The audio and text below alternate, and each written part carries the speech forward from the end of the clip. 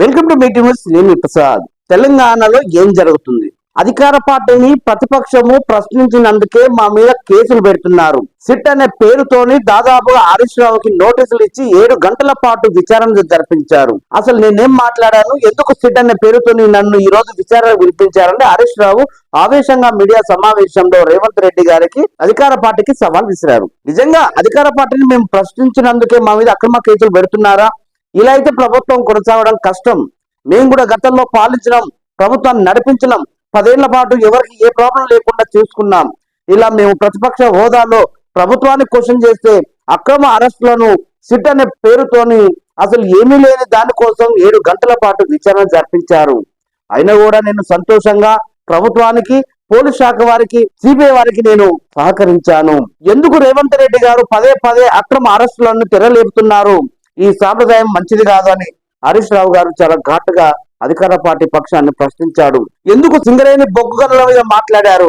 నిజంగానే మీరు ఏ తప్పు చేయకపోతే హైకోర్టు సిట్టింగ్ జడ్జితో విచారణ జరిపించండి. అక్కడ తెలుస్తుంది మీరు చేశారా, మేము ఆరోపణలు చేశామా.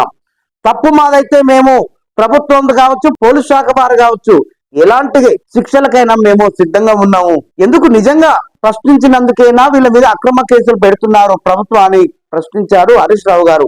అదే విధంగా కేటీ రామారావు గారు కూడా అదే మాటలు మాట్లాడుకొచ్చారు. అసలు అసెంబ్లీలో ఒక హరీష్ రావు గారు మాట్లాడే సందర్భం వస్తే ఒక్క మంత్రి కూడా సమాధానం చెప్పలేక ఫెయిల్ అయ్యారు. మీరు మంత్రివర్గంలో ఉన్న మంత్రులందరూ హరీష్ రావుని మీరు విచారణ పేరుతో 7 గంటల పాటు విచారణ జరిపించి ఏ అంశాలు మీరు తీసుకున్నారో మాకు బయటకు చెప్పాలి. ఎందుకు ఇట్లా అక్రమంగా మా మీద కేసులు పెట్టాలని చూస్తున్నారు? భవిష్యత్తులో ఇలాంటి సాంప్రదాయం కొనసాగితే ఏ పార్టీకి, ఏ నాయకుడికి, ఏ రాజకీయ నాయకుడు కూడా ఇది మంచిది కాదని, ఈ సాంప్రదాయాన్ని కొనసాగించొద్దని ప్రతిపక్ష హోదాలో ఉన్న నాయకులు అధికార పక్ష నాయకులని క్వశ్చన్ చేశారు.